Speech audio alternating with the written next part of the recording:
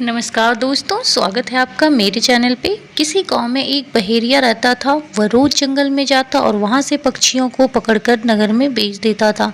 इससे जो भी धन मिलता उससे अपना और अपने परिवार का पेट भरता था। एक बार बहेरिया पक्षियों की खोज में जंगल में घूम रहा था। पूरा दिन बीत चुका था पर अभी तक उसके हाथ कोई पक्षी नहीं लगा था। तभी उसे एक पेड़ के कोटर में से टेटे की आवाज़ सुनाई दी। वहां जाकर उसने झांक कर देखा तो उसमें तोते के 2 बच्चे दिखाई दिए। बहेरिया बहुत खुश हो गया। उसने तोते के बच्चे को पकड़ लिया और अगले दिन नगर में जाकर बेच दिया। तोते के एक बच्चे को किसी चोर ने खरीदा, जबकि दूसरे व्यक्ति को एक सज्जन व्यक्ति ने खरीद लिया, अपने साथ ले गया। धीरे धीरे तोते के दोनों बच्चे बड़े होने लगे। सबकी बातें सुन सुनकर उन्होंने भी बोलना सीख लिया।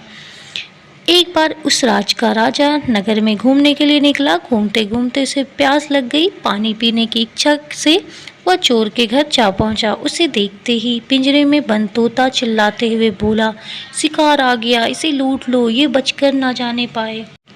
उस तोते की बात सुनकर राजा बहुत हैरान हुआ। फिर कुछ सोचते हुए वो पानी पीने के लिए दूसरे के घर की ओर बढ़ा। वह घर सज्जन व्यक्ति का था।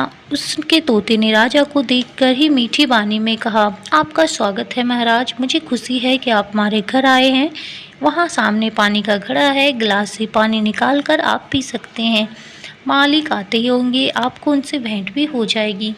राजा दूसरे तोते का व्यवहार देखकर भी हैरान हो गया। तभी राजा को सामने से बहेरिया आता दिखाई दिया। राजा ने उसे सारी बात बताकर पूछा, दोनों तोते एक समान है, परंतु उसकी भाषा और व्यवहार में इतना फर्क क्यों है? बहेरिया ने कहा, महाराज, पहले तोते का मालिक एक चोर है। उसने उस चोर के घर में जो देखा सुना वही बोलना सीखा। दूसरे तोते का मालिक एक भला आदमी है। उस तोते उसके पास जो देखा सुना वही बोलना सीखा। राजा बोला, ओह, इनको इसकी संगत की ही वैसा इसका व्यवहार हो गया। इसके बाद राजा आगे बढ़ गए। कहानी से सीख, हम जिस संगति में रहते हैं उसी तरह का व्यवहार सीखते हैं। अगर आपको ये कहानी अच्छी लगी हो तो लाइक करें, कमेंट करके ज़रूर बताएं। अगर आपने सब्सक्राइब नहीं किया तो सब्सक्राइब कर लीजिए।